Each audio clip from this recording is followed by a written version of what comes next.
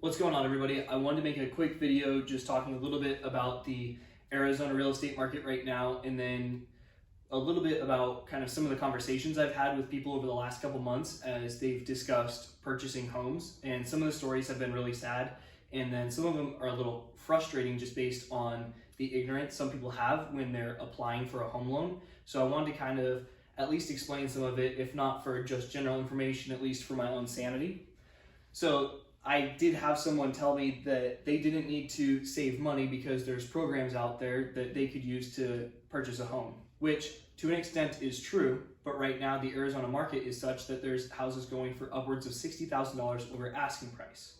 Now, when that is happening, the lender is not going to cover that extra $60,000 if the house does not appraise for that extra $60,000.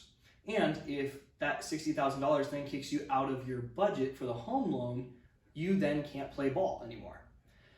So I wanted to kind of talk about a couple of things. We'll walk through the debt to income ratio, credit score, debt cycle, and then in the end kind of get into why having cash on hand is a huge help, especially right now.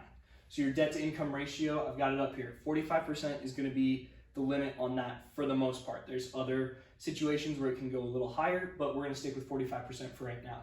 A lot of this is going to get into kind of personal opinion on my end because I'm a real estate agent, not a financial advisor or a lender, but here we go. So your debt to income ratio, basically pretty simple, self-explanatory. We're going to take all your debts, and that can be house payment, car payment, phone payment, child support, student loans, anything with payments, solar, water softener.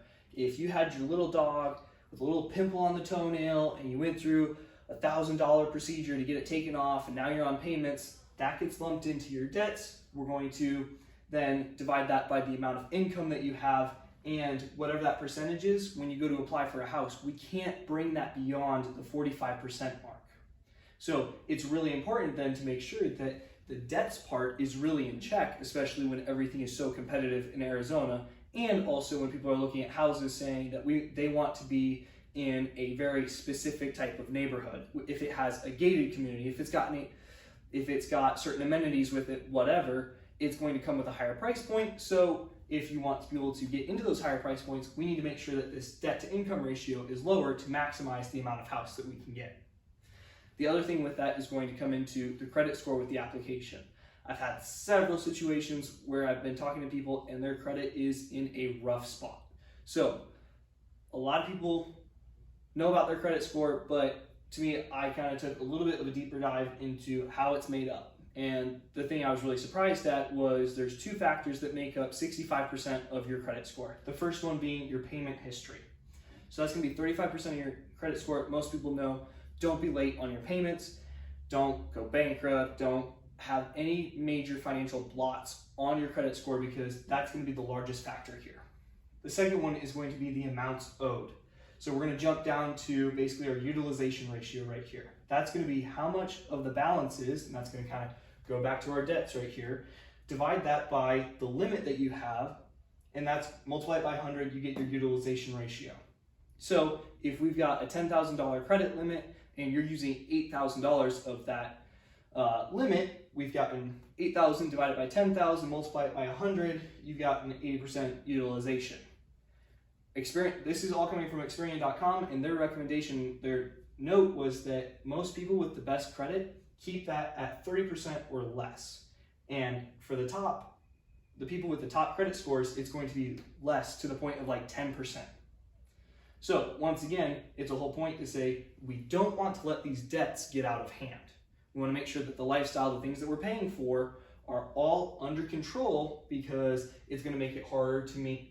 It's going to make it a whole lot quicker to meet this number, and it's going to start to also affect the credit score as well. There's other things like payment history and the differing kinds of loans that you have in there or payments that you have in there that will make up some smaller percentages, but these are the two big ones I wanted to focus on.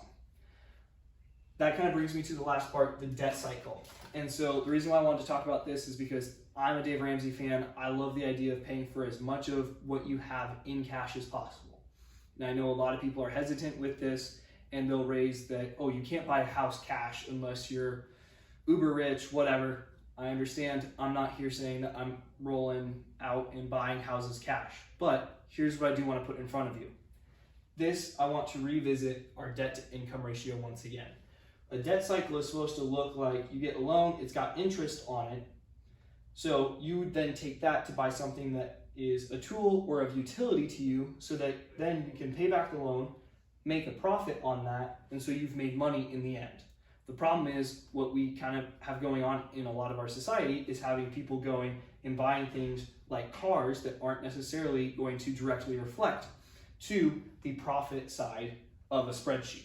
If it's phones, they start stacking phone on top of phone without having the ability to pay for it outright. So every 2 years, it's going to be, oh, that payment's going to keep increasing because we're still paying off each and every phone, which means that we're creeping slowly and slowly higher to this debt to income ratio.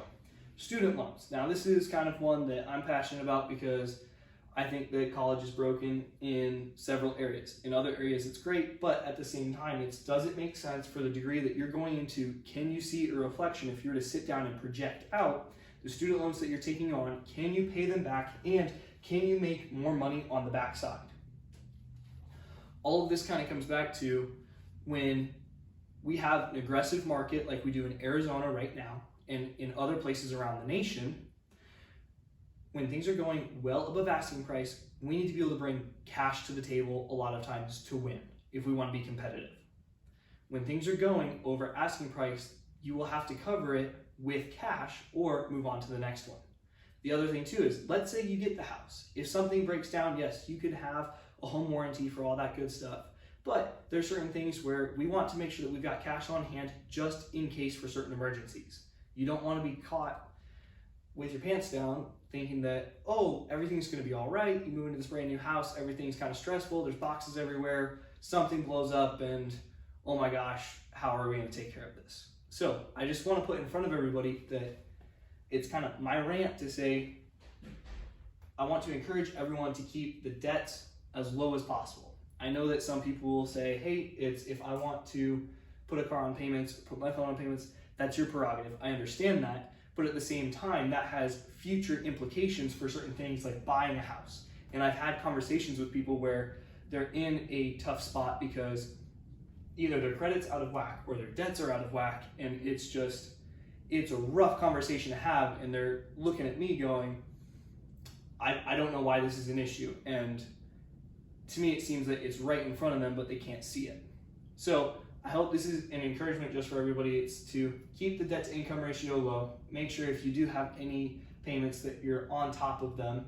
Your payment history is clean. Make sure that the amounts that you owe is low, and then try and keep in mind that if the car is not for a work use, then let's try and pay cash for it as much as possible. The phones, we don't need the brand new one. Try and buy something that you can own outright.